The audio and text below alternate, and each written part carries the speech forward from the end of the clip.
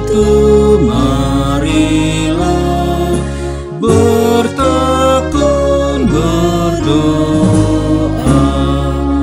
pada Allah yang kuasa, Bapa yang di surga.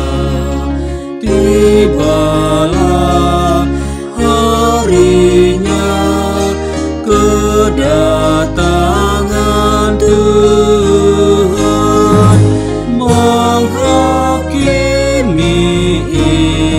insan.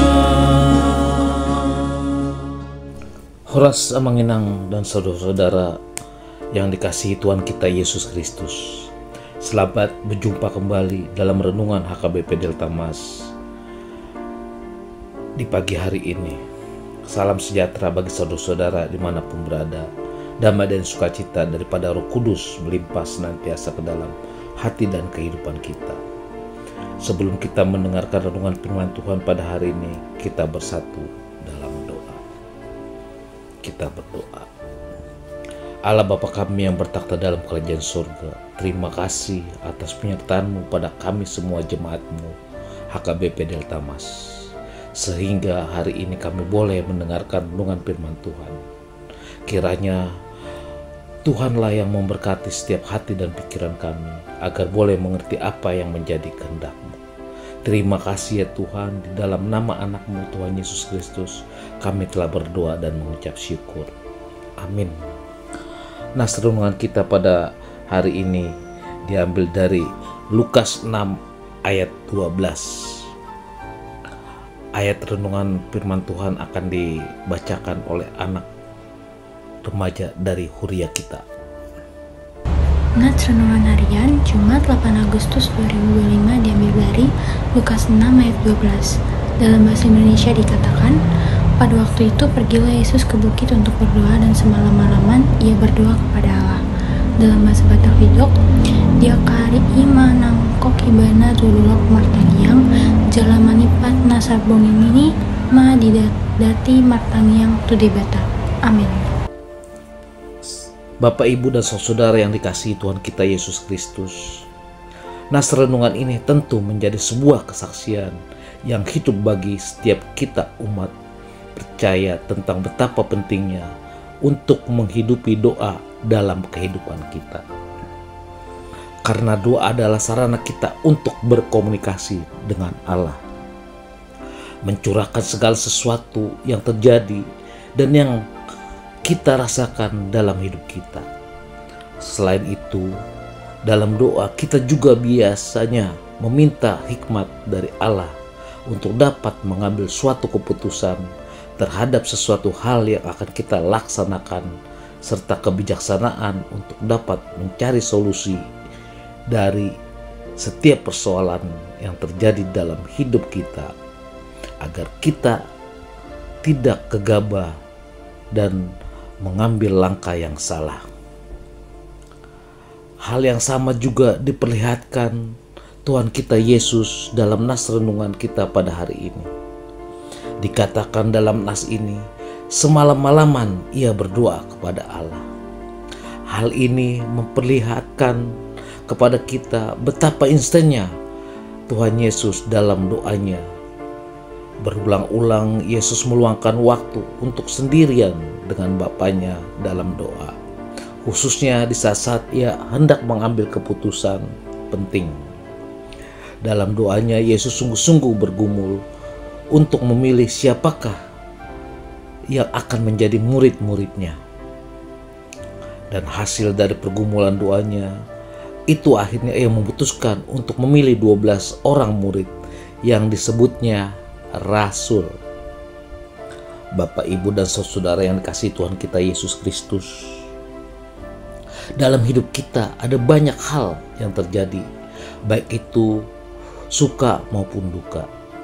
Terkadang dalam keadaan sulit, kita selalu berseru memanggil nama Tuhan, memohon pertolongan dan pemeliharaannya atas hidup kita.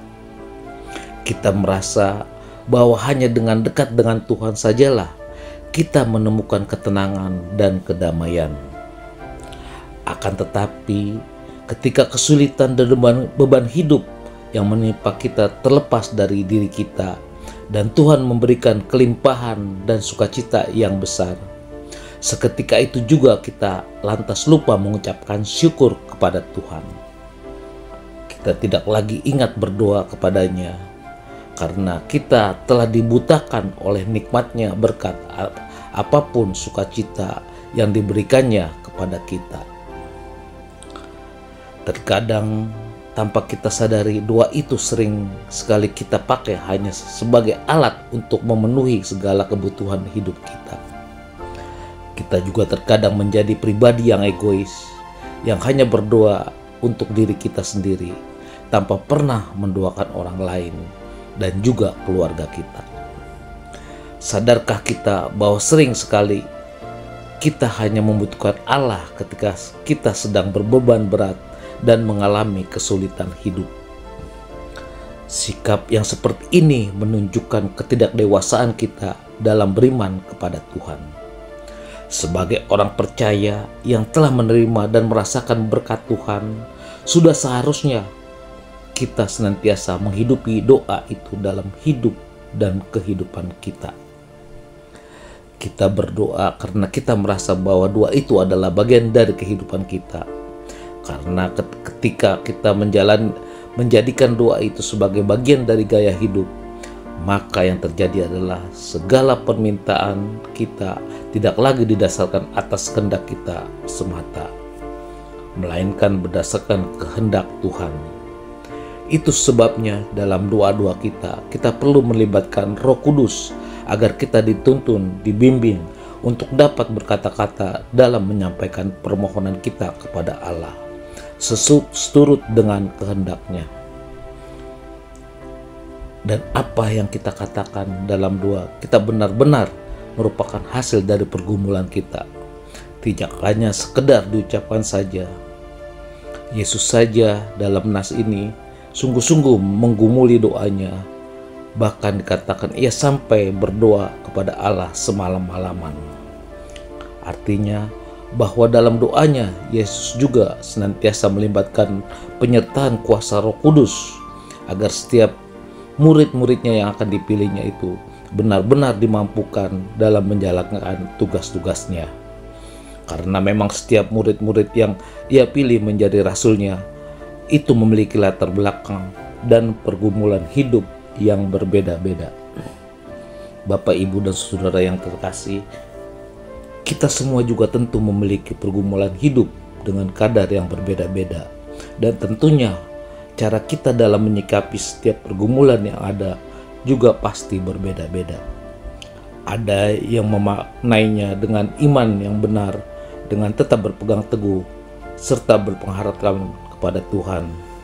Akan tetapi ada juga yang imannya lemah, tidak berdaya, sehingga menimbulkan keputusasaan, bahkan tak jarang ada yang sampai mengakhiri hidupnya. Amin. Kita berdoa. Terima kasih ya Tuhan untuk sapaan firman-Mu bagi kami pada hari ini. Firman Tuhan mengingatkan kami kembali agar kami senantiasa menghidupi doa itu dalam kehidupan kami. Terkadang kesibukan dalam pekerjaan maupun aktivitas kami sehari-hari membuat kami sering sekali lupa berdoa dan bersyukur kepadamu. Untuk itu ya Tuhan, bimbinglah kami agar dapat setiap langkah dan pekerjaan kami. Kami senantiasa mengandalkan doa yang menjadi napas kehidupan bagi kami, karena hanya dengan berdoa kami dapat berkomunikasi denganmu dan mencurahkan segala sesuatu yang terjadi dan yang kami rasakan dalam kehidupan kami. Tuntunlah kami agar kami juga boleh belajar untuk menjadi pendoa bagi orang banyak dan juga bagi keluarga kami, agar mereka juga merasakan berkat dan kasih-Mu. Doa ini kiranya menjadi gaya hidup kami yang tidak terlepas dari kehidupan kami. Mampukan kami ya Tuhan untuk melakukan seturut dengan kehendak-Mu. Amin. Anugerah Tuhan kita Yesus Kristus, kasih setia daripada Allah Bapa serta persekutuan Roh Kudus yang menyertai kita mulai hari ini sampai selama-lamanya. Amin.